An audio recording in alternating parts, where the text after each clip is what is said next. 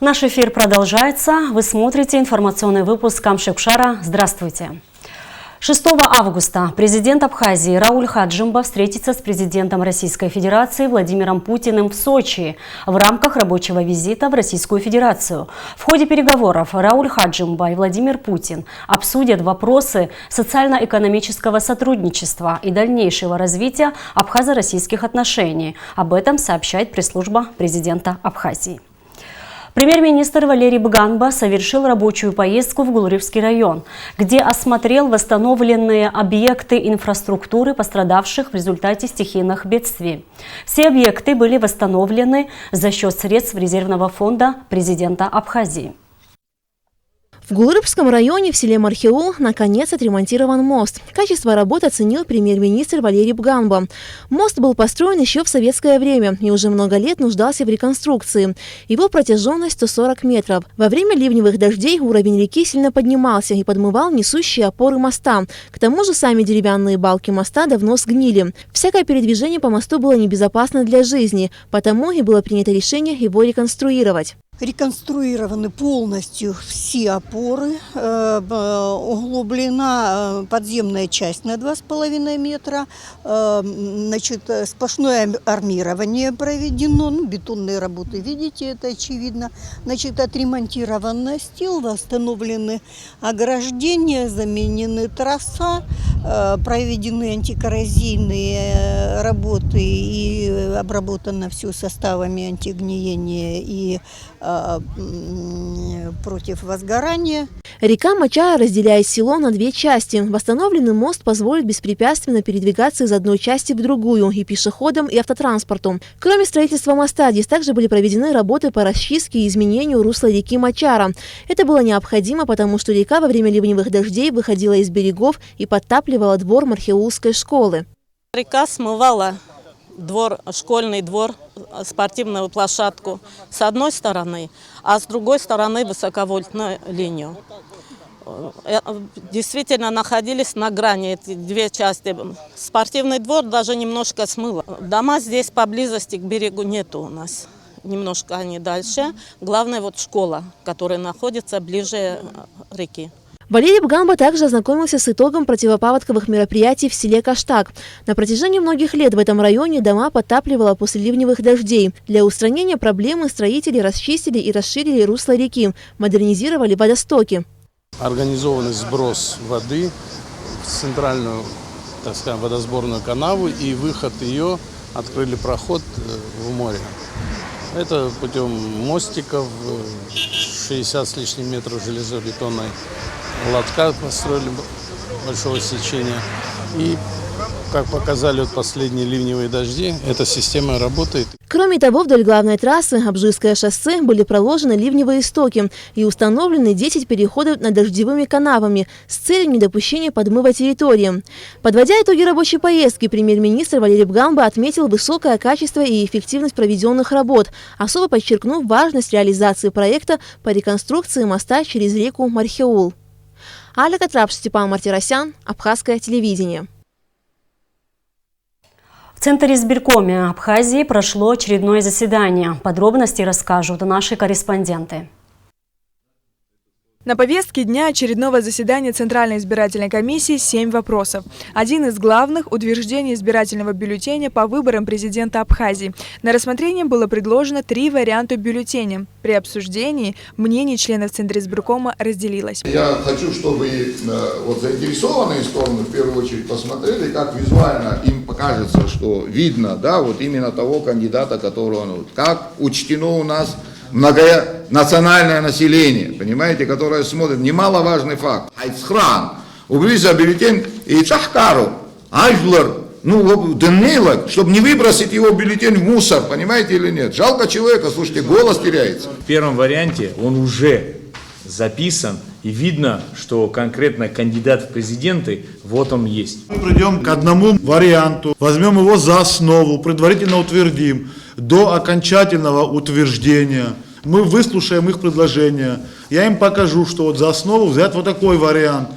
Если какие-то будут дельные предложения, мы здесь все коллеги рассмотрим. Члены ЦИК пришли к решению оставить вопрос на рассмотрение депутатов Народного собрания. По итогам решения депутатов Центр избирком утвердит и подготовит выбранный вариант к печати. Далее члены ЦИК обсудили принятие рабочего блокнота участковой избирательной комиссии, который регламентирует режим и правила работы участковых и избирательных комиссий, а также ряд других аспектов. Член избирательной комиссии Дмитрий Шамбы подчеркнул, что при утверждении рабочего блокнота за основу был взят блокнот 2017 года, который использовался во время парламентских выборов. Он также рассказал об изменениях, внесенных в Конституционный закон о выборах президента Республики Абхазия. Если режим работы на территории Республики Абхазия, участковые комиссии на постоянной основе работают за 10 дней, и это связано с тем, что за 10 дней вывешиваются на избирательном участке списки избирателей. В любое время может каждый избиратель подойти, ознакомиться, включен он в список или нет. То список избирателей за пределами Абхазии не составляется, и он не вывешивается в списке избирателей за 10 дней. Поэтому режим работы участковых избирательных комиссий за пределами Абхазии, он отличается от режима работы на территории Абхазии. И предыдущим решением ЦИКа принимали, что режим работы определяется тем должностным лицом, по представлению которого мы открываем, это либо посол, если это в Российской Федерации, а если это в Турции, то полномочным представителем. Также Центр избирком Абхазии принял решение, согласно которому избирателям запрещено фотографировать бюллетень для голосования. В этой связи в кабинках для голосования будут развешаны предупредительные знаки. Сария Гварацхеля, Алексей Агухава, Абхазское телевидение. Сухумский городской суд заключил под стражу до 28 августа 2019 года начальника отдела ОУР МАД Виталия Кулова и старшего оперуполномоченного этого же управления Адгура Аутлева, сообщается на сайте суда. 19 июля Виталий Кулов и Адгур Аутлев были объявлены в розыск, а 29 июля 2019 года последние добровольно явились в следственные органы и в тот же день были задержаны по подозрению в превышении должностных полномочий, говорится в сообщении суда.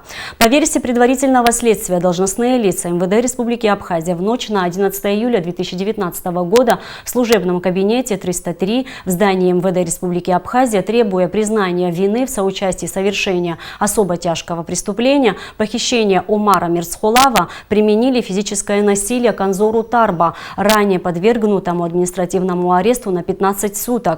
В результате применения физического насилия Анзору Тарба были причинены множественные телесные повреждения, несовместимые с жизнью. 2 человека стали жертвами шторма в Гагре.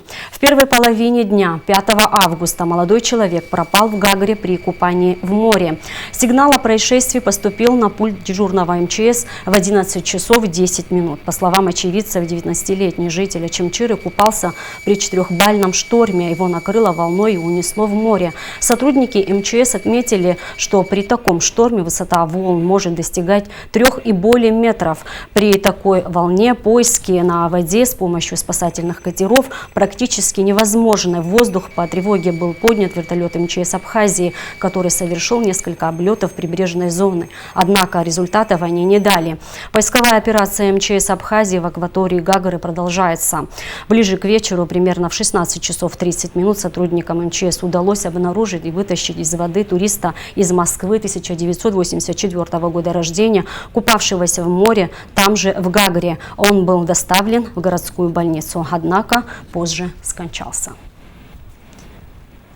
В Абхазии готовится к выпуску мультипликационный фильм на абхазском языке по мотивам абхазской легенды об Абраскиле под названием «Геройство Абраскила». Над его созданием работает известный оперный певец и художник Астамур Квициня, автор популярных комиксов по абхазской мифологии. О том, как идет работа над мультфильмом, узнавали наши корреспонденты. Главный герой мультфильма Абраскил – непобедимый и гордый богатырь. Он был рожден стать защитником своего народа и вырос крепким, сильным и выносливым. Добыв себе коня Араша, Абраскил стал исполнять свое предназначение. Мультфильм «Геройство Абраскила» создается на основе популярных комиксов, составленных по мотивам легенд из абхазской мифологии, автором которых является абхазский художник и певец Астамур Квициния. За основу взят известный сюжет. Однако, по словам мультипликатора, он решил его полностью переделать и показать свое необычное прочтение.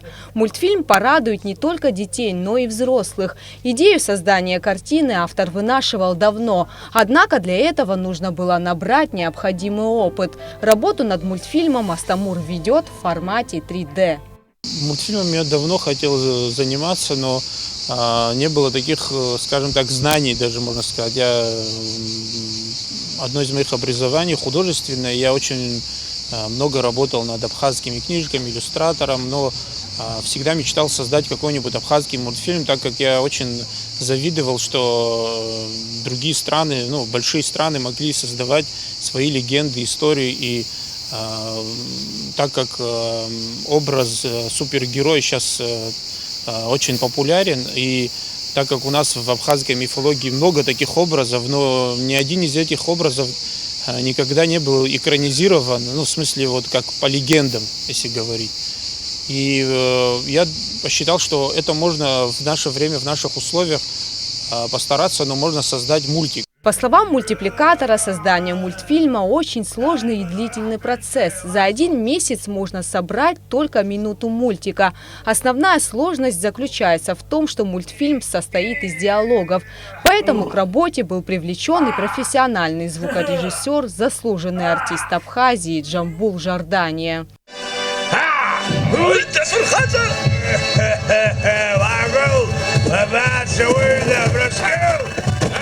Если говорить по театру, там понятно, там у меня сидят актеры, я как режиссер стою с ним, у меня есть некий сценарий, они разговаривают, мы выясняем их взаимоотношения, выстраиваем диалоги, и потом это все переносим на ноги.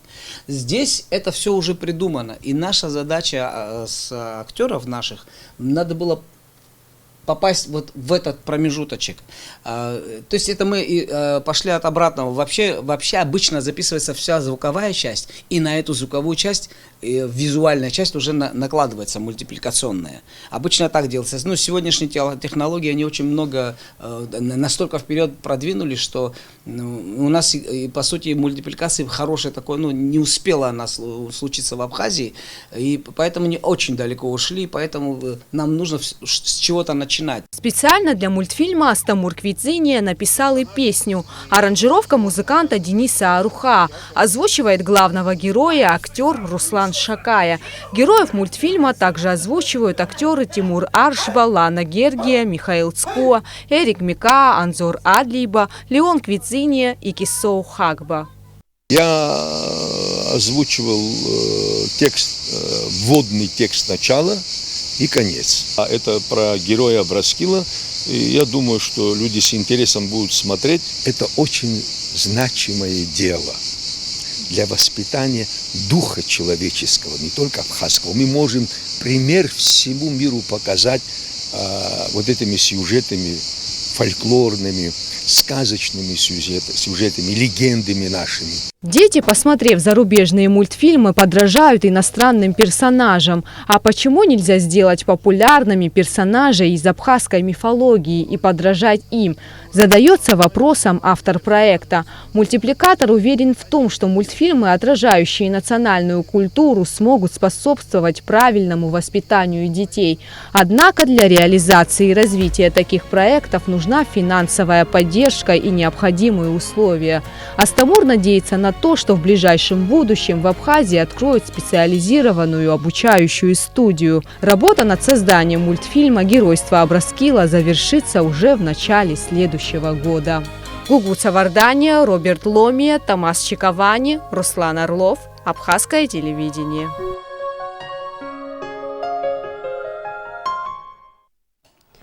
Погашение Минздравом Абхазии долга перед Российской Федерацией, новые кареты скорой помощи для сел Абхазии, строительство нового здания детской больницы. Эти и многие другие темы мы обсудили в актуальном интервью с министром здравоохранения Абхазии Тамазом Цахнаки. По состоянию на 31 декабря 2017 года задолженность составляла более 55 миллионов рублей перед российскими медицинскими учреждениями. Это долги, буквально переходящие долги, которые накопились с 2011 года. В 2018 году за счет средств республиканского бюджета на погашение долгов было направлено около 24 миллионов рублей. Оставшаяся сумма – это по взаиморасчетам и актам сферок, которые мы провели уже к концу 2018 года, когда начался этот вопрос обсуждения с российской стороной, в частности с Минздравом России, вопрос погашения оставшейся суммы долгов, он составил чуть более 31 миллиона рублей. И на декабрьской встрече в Минздраве России и недавняя встреча, которая состоялась также в Минздраве России, мы обсудили окончательно этот вопрос, подписали все необходимые документы, акты сверок и подтвердили эту сумму долгов, погашение которого уже началось буквально на прошлой неделе. Мы уже более 11 миллионов рублей направили на погашение долга, и к концу августа месяца весь долг будет погашен перед основными учреждениями, где проходили лечение наши пациенты. Полную версию интервью смотрите сразу после прямого эфира с кандидатом в президенты Республики Абхазия. А сейчас о погоде. По сообщению Гидромедцентра, в Абхазии ожидается небольшая облачность без осадков. Температура воздуха ночью плюс 15-20, днем 22-27, температура морской воды плюс 26 градусов.